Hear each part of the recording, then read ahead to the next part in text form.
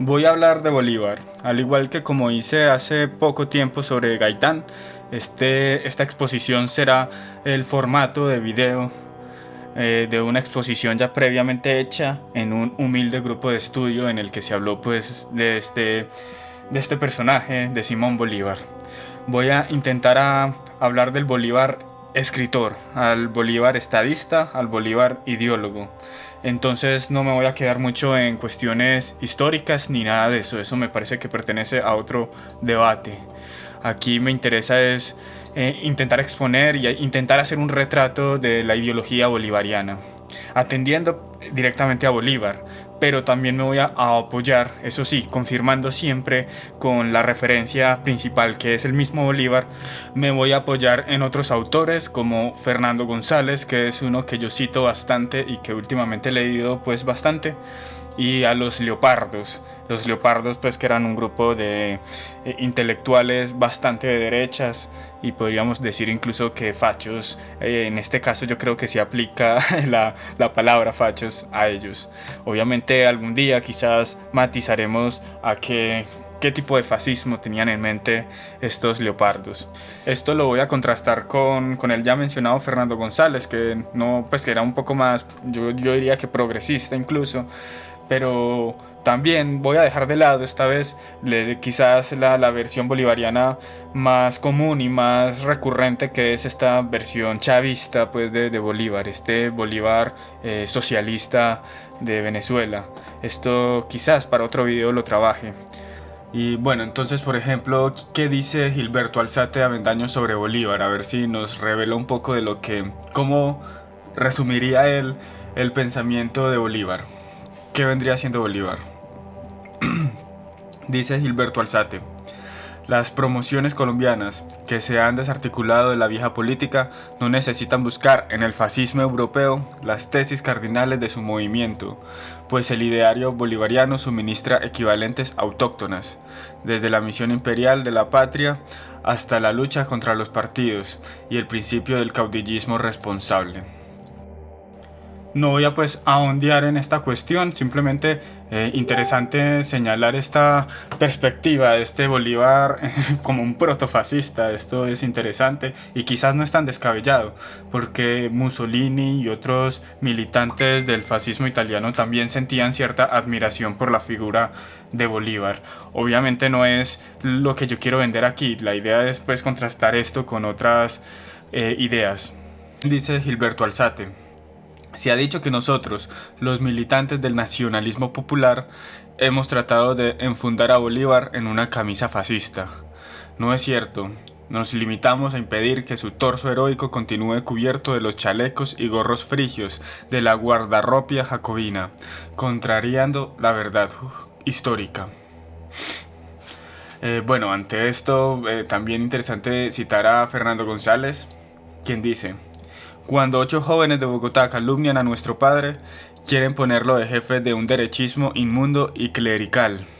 Bolívar no era godo, era acicate, era Ascenso. Bolívar no tenía que ver nada con nadie de Sudamérica. Y bueno, esto me sirve también para equilibrar un poco las cosas. Aquí Fernando González intenta que estos derechistas, como dice él, estos godos, no capturen tampoco la figura de Bolívar.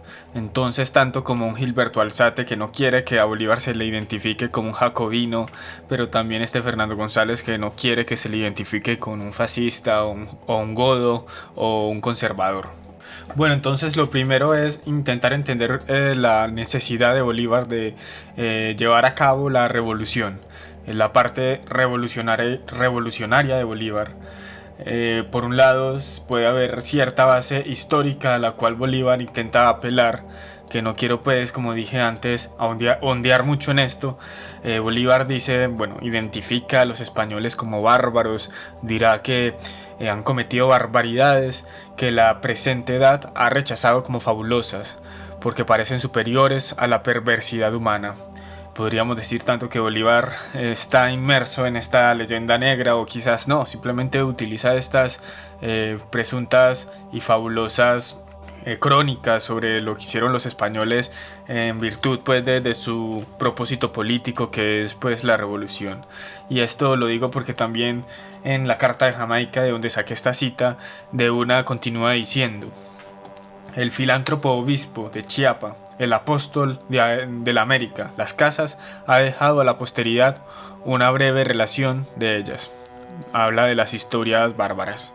Y bueno, es que lo que pasa es que Las Casas, Bartolomé de Las Casas, si bien se puede aplaudir la intención que él tenía, también se le critica mucho por ser un tanto mitómano y exagerado en las cifras que proporciona. Entonces, cuando Bolívar dice que la presente edad han rechazado como fabulosas, probablemente es que efectivamente eran fabulosas o exageradísimas.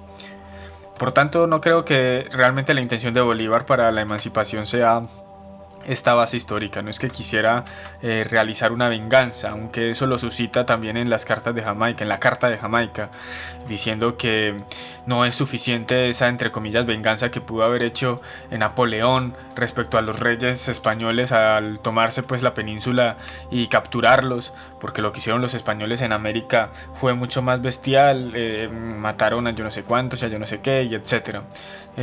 Yo creo que él se apoya de esto, pero creo que no va por ahí. Yo creo que la necesidad de él está apuntando hacia otro lado.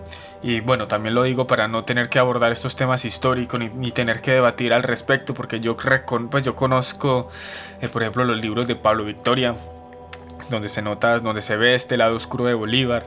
Y bueno, insisto que no quiero meterme pues por aquí. Me interesa más intentar ver en Bolívar la crítica que él le puede hacer a la política aplicada aquí en América por parte pues de los reyes españoles.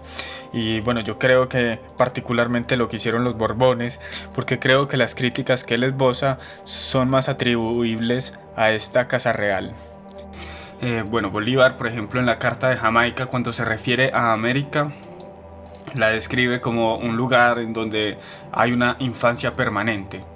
Y América está privada de la tiranía activa y dominante. Pone como ejemplo otros pueblos, por ejemplo China o Persia o Turquía, en donde, bueno, si bien están en una tiranía, por lo menos ellos mismos son los tiranos, ¿cierto? Por lo menos el tirano chino es un chino. En cambio, dice Bolívar que en el caso de América pues son peninsulares que nunca han viajado ni siquiera a América. Obviamente en Bolívar funciona mucho esta idea de nación, de patria, este presunto derecho natural, por ejemplo, de los pueblos de tener como un derecho a la propiedad de la tierra en la que nacieron o en la que nacieron sus padres. Y esto ya lo vamos a ir viendo más claramente. Dice Bolívar: estábamos, como acabo de exponer, abstraídos, digámoslo así, ausente del universo en cuanto es relativo a la ciencia del gobierno y la administración del Estado. Y estamos más bajos, en un grado más bajo de la servidumbre. Esto pues es un tanto exagerado. Por un lado es por lo que ya mencioné, pero también tiene que ver con que los estados son esclavos, dice Bolívar, por su naturaleza, de su constitución o por el abuso de ella. O sea, no solo por ejercer pues la tiranía, sino porque dentro de sí ya habita la semilla de la tiranía. Y esto yo creo que aquí está siguiendo, por ejemplo, a Robespierre y demás. Hay unas virtudes que son adquiridas por medio de las repúblicas, pero en las monarquías no se desarrollan. En la monarquía solo está el hábito a servir y a ser dominado, o en el caso del monarca, a dominar. Las repúblicas son las que posibilitan dichas virtudes. Lo que va a decir Bolívar, y lo va a decir de muchas formas distintas a lo largo de sus escritos, es que aquí lo que faltan son virtudes, porque no hemos tenido tiempo de desarrollarlas, precisamente porque estamos en una infancia permanente y eso nos hace estar en un grado más inferior de la servidumbre. El hecho de que ni siquiera somos capaces entonces de hacernos cargo de nosotros mismos. Estamos en una dificultad mayor para elevarnos al goce de la libertad, diría Bolívar. Y es porque él considera la anarquía también como una especie de despotismo, una especie de... Bueno, la anarquía... En la anarquía no hay libertad. Necesita haber orden, la libertad solo existe en la vida civil. Esto pues será también otra tesis interesante de Bolívar. Pero bueno, no nos adelantemos tanto. Él hace una analogía con la Roma caída, entre América y Roma. Cuando Roma cae, dice Bolívar que aquellos estados, o más bien naciones, porque utiliza esa palabra y eso es lo que me parece muy idealista de Bolívar, por lo que dije previamente. Él considera pues que estas naciones romanas recuperaron su principio con ciertos cambios, pero mientras que en el caso de América es imposible que eso suceda porque ya somos una cosa muy diferente a lo que éramos antes, ¿cierto? Se refiere y está pensando en estos, no sé, en los aztecas y en los incas, en estas naciones, pues entre comillas naciones. Dice Bolívar, americanos por nacimiento y europeos por derechos. Nos hallamos en el conflicto de disputar a los naturales los títulos de posesión y de mantenernos en el país que nos vio nacer contra la oposición de los invasores. Así, nuestro caso es el más extraordinario y complicado. Es como si Bolívar creyese que Dios creó a cada pueblo para que habitase e hiciese posesión de un territorio, y entonces esa relación del pueblo y territorio es producto pues de esta ley natural, esta ley creada por Dios. Y yo no creo que eso sea así. Yo lo que creo es que los actuales pueblos, la historia, mejor dicho, de los pueblos y de las naciones ha sido la historia de las guerras, múltiples guerras. Y además, si uno se pone quisquilloso y un poco cientificista, la teoría pues más aceptada sobre los orígenes del hombre y demás, si uno la acepta, concluiría que todos seríamos hijos de extranjeros. Porque la raza humana, el ser humano, el género humano nació en un lugar específico por allá en el África y después se expandió. Solo por allá en el África serían serían producto de esa misma tierra y tendrían pues ese derecho divino. De resto todos somos extranjeros. Bueno, para resumir, en la monarquía Bolívar no encuentra que se desarrollen esas virtudes que considera propias de la república. Dice que el destino de las pequeñas repúblicas es la permanencia, prefiere pues pequeñas repúblicas y sin mucho una confederación en el caso pues de Sudamérica. Dice que dura más estas pequeñas repúblicas, mientras que las grandes se inclinan al imperio y como que se desinflan, como que lo que quiere un rey es lo único que quiere es avaricia y quiere apoderarse de cosas. El único que funcionó en este caso sería Roma, el caso pues más exitoso. Mientras que un Estado republicano quiere mantenerse a sí mismo y por lo tanto mantener esa virtud que lo hace posible. No solo Bolívar hace una crítica a lo que es la monarquía, sino también a estos primeros estados independientes que se hicieron en América. Me refiero pues aquí en Colombia se llamó la Patria Boba, pero se refiere más puntualmente, por lo menos en lo que es el Manifiesto de Cartagena, a Venezuela, que fue una especie de patria boba pero mucho más violenta. Él dice que América no estaba preparada para desprenderse de la metrópolis, precisamente porque no tenía virtudes para ejercer ella misma la soberanía. Y la prueba de ello fue el mismo caso de Venezuela.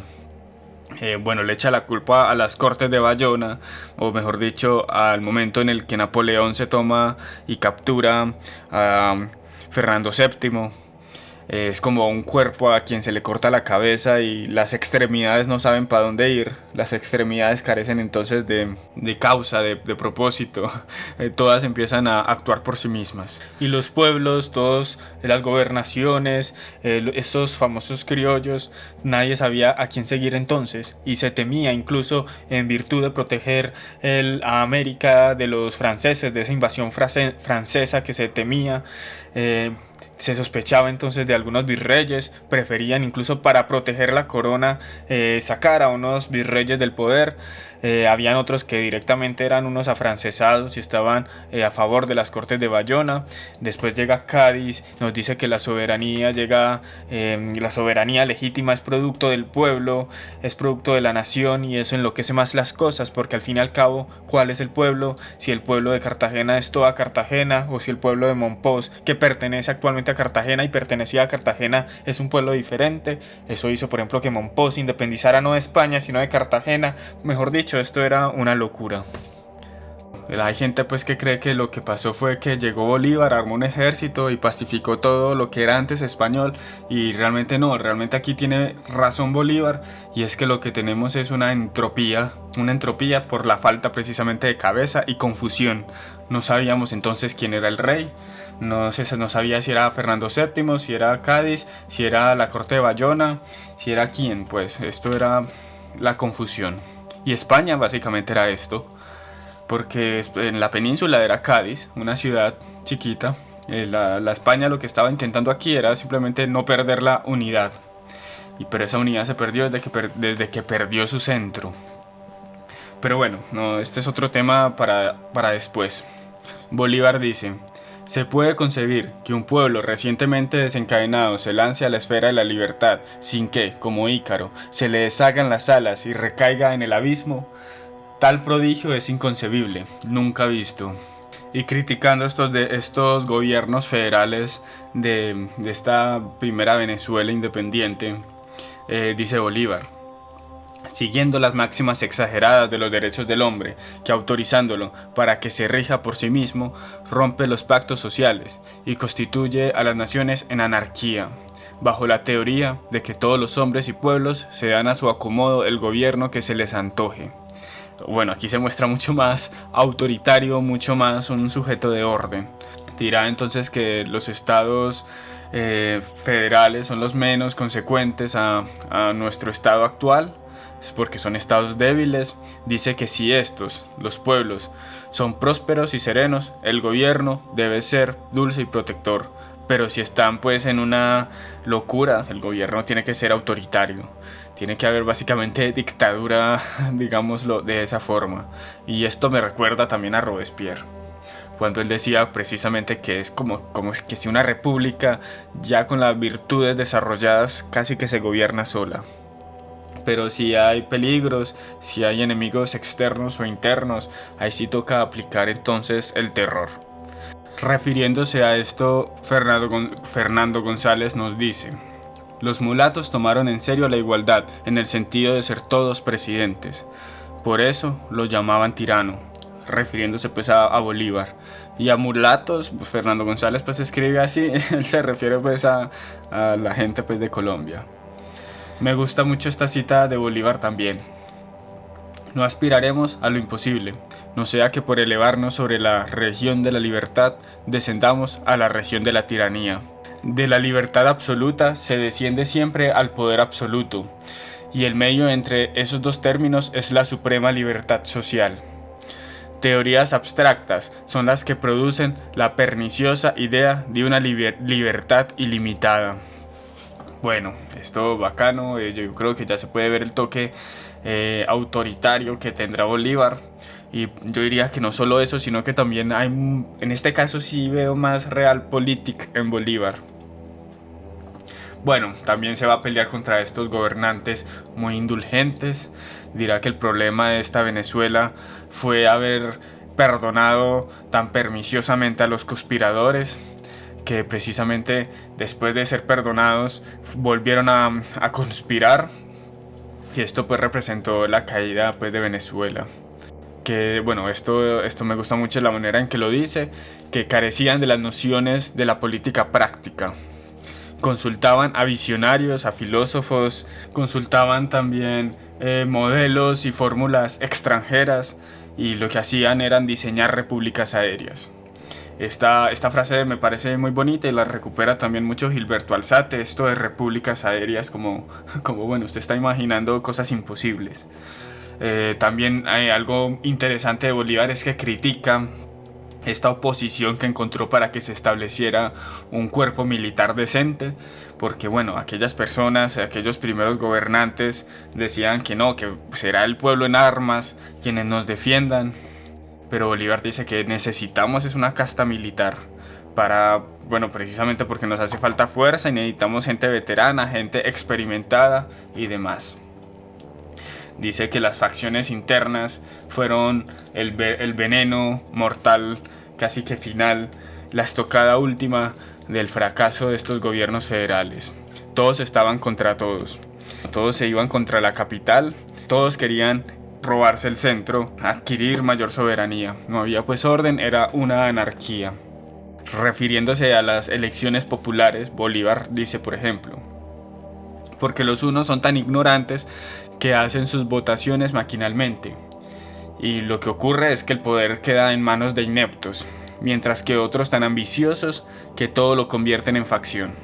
Y bueno, y ocurren las divisiones internas, se vulnera el Estado frente al enemigo. Ante esto también me gustaría citar a Fernando González, quien, refiriéndose a la democracia en Simón Bolívar, dice: la verdadera, la de Simón Bolívar, consiste en gobierno que tenga raíces en el pueblo, no porque sea elegido por votos de aldeanos conducidos a las masas de votación como rebaños, sino porque encarna las tendencias raciales y para ellas gobierna. Esto pues muy interesante, eso de las tendencias raciales, pero eso después lo voy a explicar en otro futuro. No lo leamos pues con las ideas del presente, eso hay que contextualizar, pero ya habrá tiempo. También dice Fernando González: generalmente el vulgo confunde la democracia con el método desgraciado ideado para practicarla. Democracia es la encarnación de los complejos raciales en el gobernante, de tal modo que éste sea guía de la cultura, partero de la personalidad de un país. Bueno, también lo explicaré más adelante. Fernando González hace más énfasis en lo que podría ser el poder moral de Bolívar. El poder moral lo voy a explicar al final, y yo creo que le voy a dedicar un video entero porque es la cosa pues más loca que tiene Bolívar. Gilberto Alzate también dice: es superstición muy extendida creer que los regímenes fuertes son antidemocráticos. Al contrario, el demos está allí como coágulo o núcleo vivaz, sin desmembrarse en votos que se suman aritméticamente, sino a modo de una totalidad orgánica que anima las formas políticas con un vasto calor humano. Lo que apuesta Gilberto Alzate es por un estado corporativo, y ve en Bolívar esa semilla de esos estados corporativos pues muy propios pues de estos estatismos como los del fascismo. Pero bueno, no solo como los del fascismo, sino por ejemplo Gaitán también tenía esa visión. Gaitán, que ya lo toqué pues en este canal, también cuando hablaba de la democracia no decía que fuera el gobierno del pueblo, tampoco decía pues que todos como masas vayamos a votar, sino que él la definía más bien como el gobierno para el pueblo. Esto pues, yo insisto pues que hablar de democracia, todo el mundo quiere exaltar la democracia, pero obviamente hasta una monarquía dirá que es un gobierno para el pueblo. Entonces me parece que no es decir como nada. La democracia actualmente existente, y la única que creo que ha existido, es la partidocracia, la lucha incesante entre partidos, que no es sino para mí una modulación de la guerra interna. Eso sí, nos dejamos de dar bala, pero simplemente vamos a votar o utilizamos otras estrategias como amenazar la eutaxia del Estado. Es una estrategia pues muy clásica. Bueno, Bolívar dice: porque son los pueblos, más bien que los gobiernos, los que arrastran tras sí la tiranía. Y también dice esto: ángeles, no hombres, pueden únicamente existir libres, tranquilos y dichosos, ejerciendo todos la potestad soberana. Bueno, aquí se pelea con esta idea pues de que todos mandemos, de que todos seamos soberanos. Él dice que no exageremos, tampoco vamos para tanto, y realmente la propuesta de Bolívar va a ser casi que va a ser bastante autoritaria, ya la vamos a ir mirando. Me recuerda mucho a Silvio Villegas, quien identifica a Bolívar como un César. Dirá que la democracia, Silvio Villegas, finaliza siempre en cesarismo, en dictadura, que a la final es lo que la gente quiere. A la final la gente lo que quiere es orden, es como el común denominador de la gente, el orden. Y ese orden solo se logra por la dictadura o el cesarismo, o aquí se refiere también a Bolívar, es que aquí está pensando en Bolívar. Dice Silvio Villegas: el cesarismo es el término de toda evolución democrática. También dice: el cesarismo, la dictadura, es la consecuencia obligada de los gobiernos democráticos, después de un periodo de desarreglos cívicos. Y este periodo de desarreglos cívicos corresponde pues a esta Venezuela federal, que terminó casi que en ruinas, porque también se le suma un terremoto. Bueno, esto fue como el caos en ese momento. El poder ejecutivo para Bolívar. Voy a intentar aquí explicar más o menos cuál es su propuesta frente a lo que viene siendo la figura del soberano, o más bien del presidente. Para introducir pues este aspecto sobre el poder ejecutivo, voy a citar a Gilberto Alzate nuevamente. Gilberto Alzate dice: el libertador no concebía sino los gobiernos paternales, elásticos y fuertes, para ordenar el turbulento desarrollo de estos pueblos en minoridad. Nada más opuesto a la mecánica pendular y al alterno usufructo del poder de las clientelas electorales, que el sentido bolivariano del Estado, donde la nación se manifiesta con voluntad total, indivisa y creadora. Bolívar más o menos sí que sugiere esto. Por ejemplo, en el manifiesto de Cartagena él también habla de ese problema de haber fracturado el poder en varias facciones, en varios organismos, en varias ciudades o departamentos. Él dice que el poder tiene que ser uno, el poder tiene que tener uniformidad y unidad. La voluntad pues, del gobierno tiene que tener esas dos características precisamente para tener cierta estabilidad. Eso sí, con los filtros necesarios que haya que hacerle.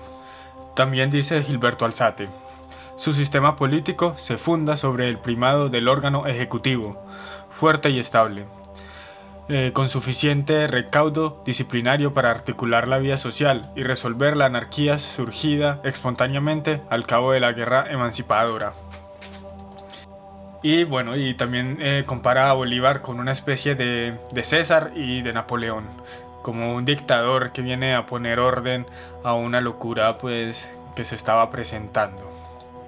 Bueno, entonces el poder ejecutivo para Bolívar vendría siendo como: quizás en la Constitución de Bolivia es donde más fuerza le pone el poder ejecutivo. Esto lo aclaro porque en el discurso de Angostura no resulta ser como tan autoritario. En Bolívar sí que básicamente propone casi que un monarca. Bueno, el presidente de la República viene a ser en nuestra Constitución como el sol, que, firme en su centro, da vida al universo. Debe ser un punto fijo alrededor del cual giren los magistrados y los ciudadanos. Y aquí cita a Arquímedes: dadme un punto fijo, decía un antiguo, y moveré el mundo. Y bueno, propone para Bolivia un presidente vitalicio.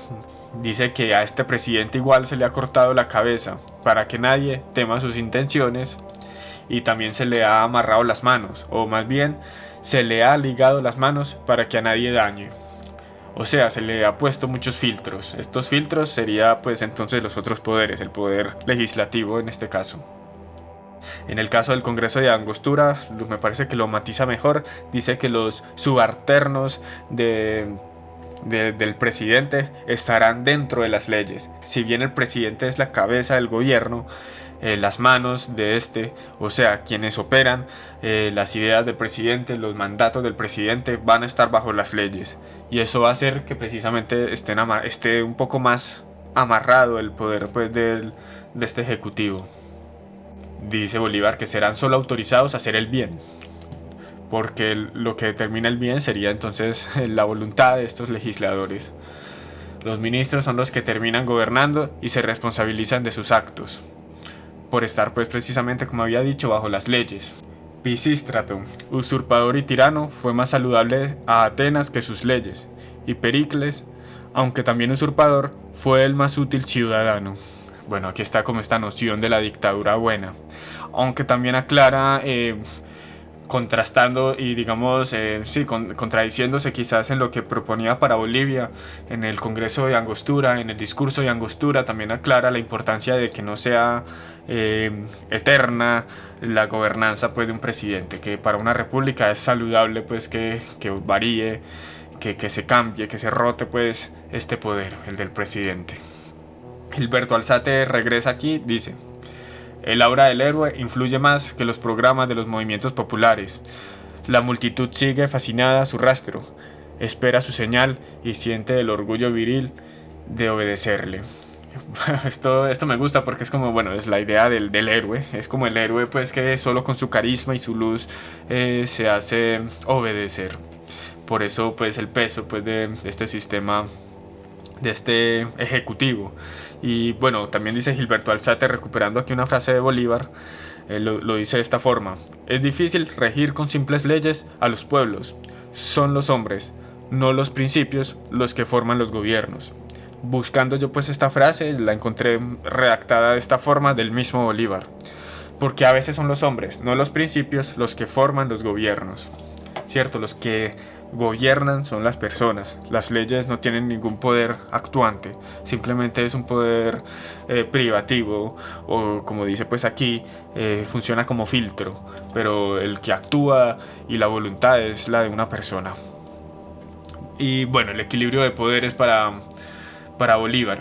Dice: en las repúblicas el ejecutivo debe ser el más fuerte, porque todo conspira contra él, en tanto que en las monarquías el más fuerte debe ser el legislativo, porque todo conspira a favor del monarca.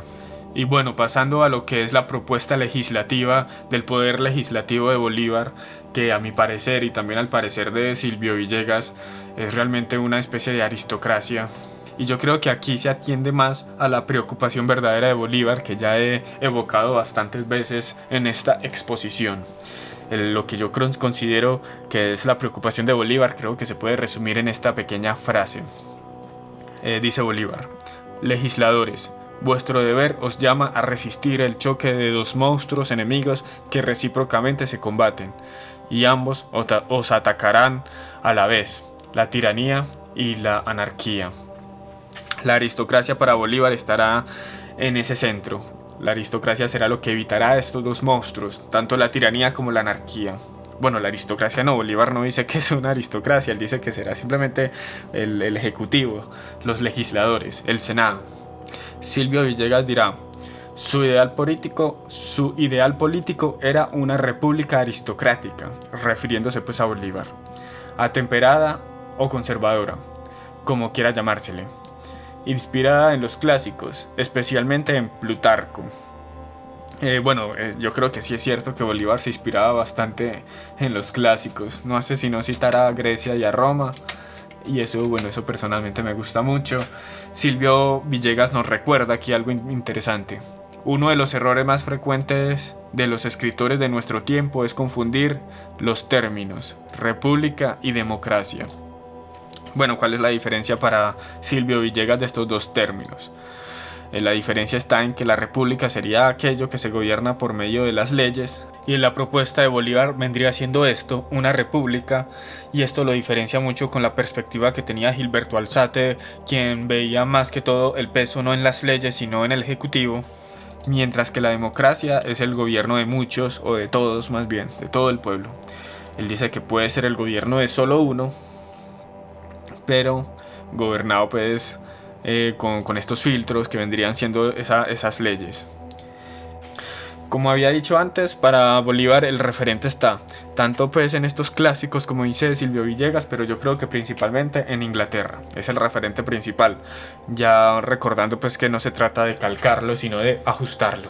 Y esto es muy importante recordarlo porque Bolívar hace mucho hincapié en esto, en que el gobierno tiene que estar en función del contexto. El contexto determina el gobierno que se merece. Cada pueblo con su gobierno. No se puede pues tomar las fórmulas inglesas y traerlas aquí igualitas. Pues no se puede tomar que eso le critica a los venezolanos. No se puede tomar el modelo estadounidense y calcarlo para ponerlo a funcionar en Venezuela. Y ya está. Bolívar insiste pues en que Venezuela no tenía las virtudes necesarias para tener dicho gobierno. El Senado para Bolívar será el alma de nuestra república. Dirá que el Senado no se desprende de los intereses del pueblo. De alguna manera Bolívar intenta defender la idea de que no se trata sino de otro trabajador más. Como el panadero hace panes, el carnicero corta la carne, el Senado puede hará las leyes. Pero pues aquí vamos a ver que, o por lo menos a mi parecer, sí que se separa bastante de lo que es una persona normal. Dirá, serán educados en un colegio diferente y especializado. No tiene otro objeto que el de reprimir todo principio de mal y propagar todo principio de bien. Y será hereditario y vitalicio. Esto es lo más loco. Y bueno, ¿por qué será hereditario y vitalicio? Dice que de esta forma no obedece a las demandas del gobierno, porque no necesita pues que el gobierno le premie con puestos o que lo destituya, sino que bueno, él está ahí precisamente por esta cuestión hereditaria. Ni tampoco obedecerá a las demandas del pueblo, que bueno, o sea, no le toca hacerse de demagogia para llegar al poder, prometer cosas imposibles, ni tampoco obedecer a facciones del pueblo, a las facciones, a las divisiones pues propias del pueblo, sino que están ahí aislados, estudiando lo que es bueno y lo que es malo y creando las leyes con base a eso. Esto es bastante pues interesante, por eso es lo central, será aquel principio que moderará el gobierno. Bueno, Guillermo White, que es como un señor con quien se escribe Bolívar, como que al parecer le critica esta propuesta del Senado. Bolívar intenta pues explicársela bien. Dice que el oficio del Senado, como había dicho yo, es de temperar y otorgar la estabilidad a la República. El Senado es lo que hace que nos situemos nosotros entre la democracia absoluta y la monarquía absoluta y la tiranía, lo que había dicho yo al principio, ¿cierto? Él dice, ambas cosas, tanto esta tiranía y la anarquía, forman un inmenso océano de opresión que rodea a una pequeña isla de libertad. Gracias al Senado es que nos concentramos en ese punto medio, en ese punto medio, en ese equilibrio entre esas dos cosas. Bueno, hay una cuestión interesante que nos podríamos preguntar, que es acerca de la igualdad, porque dice Bolívar que la igualdad será el principio del gobierno, será el objetivo del gobierno. La igualdad, necesaria para refundir, digámoslo así, en un todo, la especie de los hombres, las opiniones políticas y las costumbres públicas. La igualdad es lo que busca, por tanto, esa unidad entre la religión, las costumbres, la sangre, las opiniones públicas, etc. Y esto me gusta mucho porque él entiende que esa igualdad va a ser un dogma, pero un dogma solo posible en lo civil. Por eso va a ser un propósito de la política. Él dice, la naturaleza hace a los hombres desiguales, en genio, temperamento, fuerza y caracteres. Las leyes corrigen esta diferencia porque colocan al individuo en sociedad para que la educación, la industria, las artes, los servicios, las virtudes le den una igualdad ficticia, propiamente llamada política y social. Esa igualdad es a la que hay que aspirar. Y esto es interesante porque entonces ahí es que empieza a tener fuerza el llamado poder moral. Dice Bolívar, nadie puede romper el santo dogma de la igualdad. El poder moral, esto es pues la cosa más interesante y loca de Bolívar, aunque bueno, ni tan loca porque ya vemos que en estos estados actuales hay algo similar, creo yo. ¿Cuál es el fin de las instituciones humanas según Bolívar? El sistema de gobierno más perfecto es aquel que produce mayor suma de felicidad posible, mayor suma de seguridad social y mayor suma de estabilidad política. ¿Cómo se consigue la felicidad para Bolívar? Por medio de la virtud, eso lo dice pues varias veces. Hay que ser virtuosos y ya después se sigue la felicidad. Esto pues sonará muy clásico, porque de hecho sí es muy clásico, es como la vía estoica. Si bien por ejemplo está la otra vía que es la vía epicúrea, en donde más bien encontremos el máximo placer y como que por ende concluiremos que el máximo placer es aquel que dura más y que al mismo tiempo que buscamos ese máximo placer encontraremos la virtud, ¿cierto? Es como el cambio de principio. Por un lado se espera que la virtud nos lleve por necesidad a la felicidad y por el otro se espera que la felicidad nos lleve a la virtud. En este caso Bolívar se va por la vía estoica, será primero la virtud, y precisamente por este principio de igualdad el Estado tiene que hacer a todos los hombres igual de virtuosos, lo cual nos hace también igual de merecedores de recibir pues derechos. Y me refiero a los derechos respecto a la soberanía. No todos tenemos el derecho de mandar, solo aquellos, los más virtuosos, lo tendrán. Precisamente ese es el gran problema de estos primeros intentos de independencia en los que todos creíamos tener el derecho de gobernar y lo que ocurrió fue la anarquía. Dice Bolívar, he inventado un cuarto poder que críe los hombres en la virtud y los mantenga en ellas. Eso se lo dice a Guillermo White también. Y bueno, esto es muy interesante, un cuarto poder, aparte del ejecutivo, el judicial y el legislativo, está ese cuarto poder. Lo llamará el Areópago. El senado de esta gente sería llamado de esta forma, un Areópago. Y esto me parece como tan loco, pues es que es como una Roma extraña. Y de hecho se van a llamar censores porque se va a dividir en dos cámaras. Una educativa y la otra va a ser como moral. Esto la verdad es que lo quiero trabajar en un solo video. Simplemente voy a decir que su objetivo es crear espíritu nacional, corregir la moral, crear buenas costumbres. Va a premiar a la gente virtuosa y castigar a los viciosos por medio de títulos. Bueno, también por medio de títulos, y también va a hacer uso de la imprenta. La imprenta estará a cargo de esta gente. Esto yo sé que esto puede sonar polémico porque bueno, yo si bien podría estar de acuerdo con la vida estoica antes mencionada, tan clásica de Bolívar, de cómo llegar a la felicidad y este peso y esta importancia que le da a la virtud, es cierto pues que actualmente hablar de virtud es una cosa muy rara porque es casi que imposible, ya nadie utiliza la virtud como excusa de nada. O sea, no creo que esto se pueda aplicar. Cualquier intento de ejercer un poder moral se va a considerar como una especie de adoctrinamiento, censura y demás. Pero de hecho Fernando González va a tener una lectura muy interesante de esta propuesta de Bolívar. Una lectura que yo creo que incluso podríamos considerar más bien progresista. Fernando González lo que va a proponer es construir casi que una universidad llamada la Universidad Gran Colombiana, y donde nos eduquemos todos, ascendamos en cuanto a conciencia y logremos algún día el esperado anarquismo. Básicamente es para Fernando González el objetivo de la política, casi que dirigirse a ese momento ideal en el cual no vamos a necesitar gobiernos para gobernarnos a nosotros. Si carecemos de las virtudes pertinentes, pues al igual que Bolívar, como dice Bolívar, necesitaremos entonces gobiernos rígidos, pero siempre en virtud pues de ascendernos hacia ese momento esperado. Esto pues lo trabajaré después con mayor detenimiento. También a compararlo con Gaitán, sería interesante hacer la comparación.